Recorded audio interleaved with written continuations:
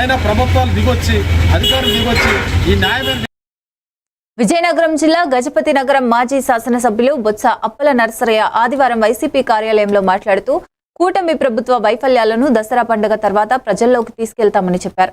జగన్ ఆదేశాల మేరకు గ్రామ స్థాయిలో కమిటీలు ఏర్పాటు చేసి ఎన్నికలకు సన్నద్ధమవుతామని, హామీలు అమలు చేయని మోసాలను క్షేత్రస్థాయిలో వివరిస్తామని తెలిపారు. కార్యక్రమంలో జెడ్పీటీసీలు ఘార తవుడు, రైతు రాజేశ్వరి, హింద్ కుమార్ పాల్గొన్నారు.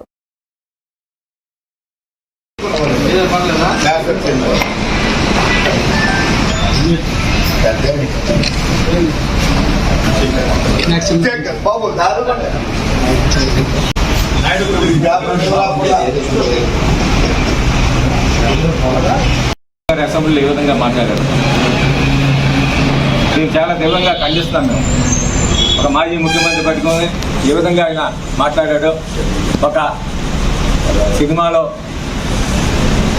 ప్రముఖులు అందరూ కూడా గౌరవించే వ్యక్తి మరి చిరంజీవి గారిని ఏ విధంగా ఆయన ట్వీట్ చేశారు.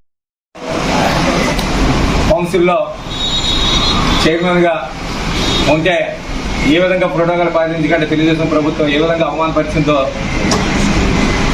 మనం చూసాం. ఎందుకంటే ఒక దళితుడు ఎమ్మెల్సీలో చైర్మన్గా ఉంటే కనీసం మీ బావ ముఖ్యమంత్రి కాబట్టి ఏమన్నా చెల్లిపోతుందనే అహంకారంతో ఈరోజు మాట్లాడడం అనేది వైఎస్ఆర్ కాంగ్రెస్ శ్రేణులందరూ కూడా దీన్ని తీవ్రంగా మేము ఖండిస్తున్నాం. ఈరోజు ఇప్పటికైనా బాలకృష్ణ గారు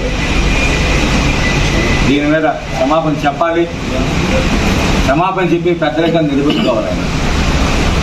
అంతే తప్ప నాకు ఎదురు లేదు, ఈ రాష్ట్రంలో నేను కూడా